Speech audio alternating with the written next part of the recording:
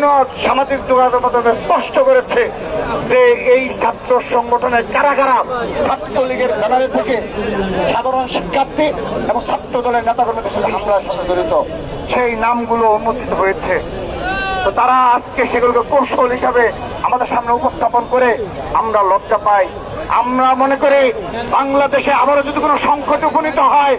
বাংলাদেশ যদি আবারও কোনো ক্রান্তিকাল অতিক্রম করতে হয়, সেদিনও তারা আত্মগোপনে চলে যাবে এবং গুপ্ত রাজনীতি করে যাবে, কিন্তু প্রকাশ্যভাবে একমাত্র লড়াই সংগ্রাম করবে সাধারণ শিক্ষার্থীদেরকে নিয়ে বাংলাদেশ জাতীয়তাবাদী ছাত্র দল।